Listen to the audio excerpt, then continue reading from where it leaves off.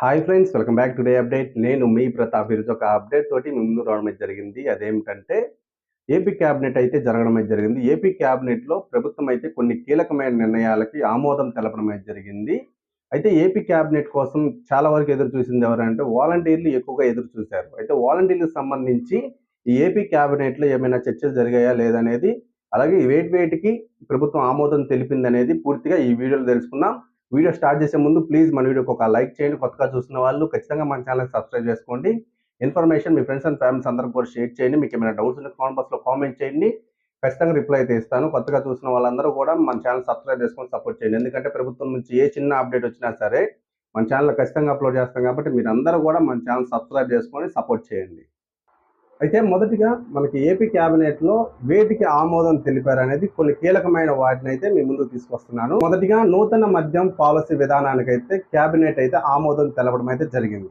నాణ్యమైన మద్యం బ్రాండ్లు అందుబాటులో ఉంచాలని క్యాబినెట్ అయితే ఆమోదం తెలపడం అయితే జరిగింది. భోగాపురం విమానాశ్రయానికి అల్లూరి సీతారామరాజు విమానాశ్రయంగా నామకరణం చేయడం అయితే జరిగింది. అంటే గతంలో భోగాపురం విమానాశ్రయంగా ఉన్న పేరుని అల్లూరి సీతారామరాజు విమానాశ్రయంగా నామకరణం చేయడం అయితే జరిగింది. వాలంటీర్ల వ్యవస్థపై సుదీర్ఘ చర్చ జరిగినట్లయితే సమాచారం ఉంది. అక్టోబర్ నుంచి కొత్త మద్యం పాలసీ వస్తుంది కదా, అయితే అక్టోబర్ నుంచి 99 రూపాయలకే సగటు మద్యం ధర ఉండాలని చెప్పి అయితే ప్రభుత్వం ఆమోదం తెలపడం అయితే జరిగింది. అంటే 99 రూపాయల నుండే మద్యం ధర అనేది అందుబాటులోకి రావాలని అయితే ప్రభుత్వం ఆమోదించడం అయితే జరిగింది. పంట నష్ట పరిహారం కౌలు రైతులకు దక్కేలా చూడాలని ప్రభుత్వం అయితే నిర్ణయించడం అయితే కౌలు రైతులు ఎవరైతే ఉన్నారో కౌలు రైతులకు కూడా పంట నష్ట పరిహారం దక్కే విధంగా చూడాలని చెప్పి ప్రభుత్వం అయితే నిర్ణయించడం అయితే జరిగింది. వర్షాలతో దెబ్బతిన్న రోడ్లకు మరమ్మతులు చేయాలని చెప్పి ప్రభుత్వం అయితే ఆమోదం తెలపడం అయితే జరిగింది. 240 కోట్ల నిధులను కూడా ప్రభుత్వం విడుదల చేయడం అయితే జరిగింది. వర్షాలకు దెబ్బతిన్న రైతులకు ఇన్పుట్ సబ్సిడీ ఇవ్వాలని ప్రభుత్వం అయితే ఆమోదం తెలపడం అయితే జరిగింది. ఉద్యాన పంటలకు 5.78 కోట్ల రూపాయలు అయితే పరిహారం ప్రకటించడం అయితే జరిగింది. 18 అంశాలకు సంబంధించి క్యాబినెట్ అయితే ఆమోదం తెలపడం అయితే జరిగింది. అందులో వాలంటీర్లకు సంబంధించి కేవలం చర్చ మాత్రమే జరిగింది. వాలంటీర్లకు సంబంధించి క్యాబినెట్ అయితే ఎలాంటి నిర్ణయం అయితే తీసుకోలేదు. మొదటి నుంచి చెప్తున్న విధంగా వాలంటీర్లకు సంబంధించి క్యాబినెట్ ఏదో ఒక నిర్ణయం తీసుకుంటుందని చెప్పి అందరూ ఎదురు చూశారు. అయితే క్యాబినెట్లో వాలంటీర్లకు సంబంధించి ఎలాంటి నిర్ణయం అయితే తీసుకోలేదు.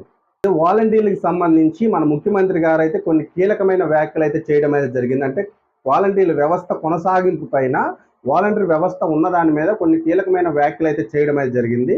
వాలంటీర్ల వ్యవస్థని ఇంతవరకు గత ప్రభుత్వం రెన్యువలే చేయలేదు. అంటే ఆగస్టు నెలలో గత ప్రభుత్వం రెన్యువల్ చేయాల్సి ఉన్నప్పటికీ కూడా ప్రభుత్వం అయితే ఆ ప్రభుత్వం రెన్యువల్ చేయలేదని చెప్పి ముఖ్యమంత్రి గారు కొన్ని కీలకమైన వ్యాఖ్యలు చేయడం అయితే జరిగింది.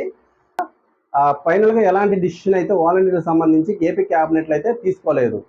ఫ్యూచర్లో ఏమైనా తీసుకునే అవకాశం అయితే ఖచ్చితంగా కనిపిస్తుంది. ఏపీ క్యాబినెట్కి సంబంధించి ఇది పూర్తి వివరాలు. ఈ వీడియో కనుక నచ్చితే ఖచ్చితంగా వీడియోకి అయితే లైక్ చేయండి. కొత్తగా చూస్తున్న వాళ్ళు ఖచ్చితంగా మన ఛానల్ని సబ్స్క్రైబ్ చేసుకోండి. Information me friends and families అందరూ కూడా షేర్ చేయండి. మీకు ఏమైనా డౌట్స్ ఉంటే కామెంట్ బాక్స్లో కామెంట్ చేయండి. ఖచ్చితంగా రిప్లై అయితే ఇస్తాను. కొత్తగా చూస్తున్న వాళ్ళు ఖచ్చితంగా మన ఛానల్ని సబ్స్క్రైబ్ చేసుకోండి. ఎందుకంటే ప్రభుత్వం నుంచి ఏ చిన్న అప్డేట్ వచ్చినా సరే మన ఛానల్ ఖచ్చితంగా అప్లోడ్ చేస్తాం కాబట్టి మీరందరూ కూడా మన ఛానల్ సబ్స్క్రైబ్ చేసుకొని సపోర్ట్ చేయండి. Thank you.